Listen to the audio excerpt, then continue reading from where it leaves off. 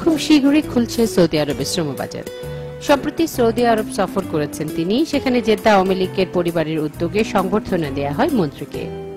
যার ওই প্রান্তিক পরিশ্রমে, যার নিজস্ব এবং ব্যক্তিগত প্রচেষ্টায় আজকে আমরা যারা এর সুফল ভোগ করছি। এ সময় প্রবাসীদের বিভিন্ন দাবি মন্ত্রীর কাছে তুলে ধরেন এবং প্রবাসীদের মূল্যায়ন করায় সরকারকে ধন্যবাদ জানান বক্তারা।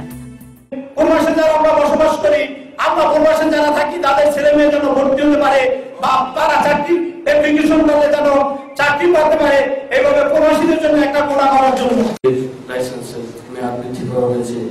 জিএসপি বন্ধ হয়ে যাওয়ার খুব হয়েছিল,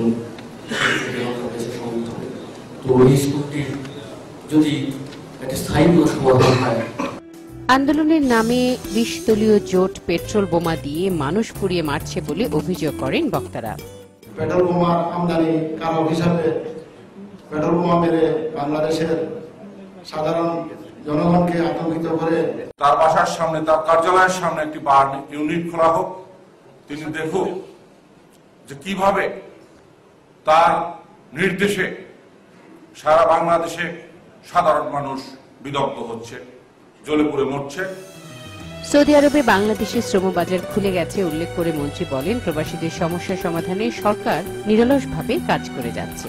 যাদের দোষে, যাদের অন্যায় এই এত দুর্ভোগ আমার বাঙালিরা ভোগ করতেছে, তারাই আবার বড় বড় কথা বলে যে আওয়ামী লীগ সরকারের আমলে কিছু হবে না, আওয়ামী লীগ সরকারের আমলে এই বাজার বন্ধ হয়ে গেছে, বাজার অন্য দল না আসলে আর খুলবে না। আজকে তো বাজার খুলছে, খুলে নাই।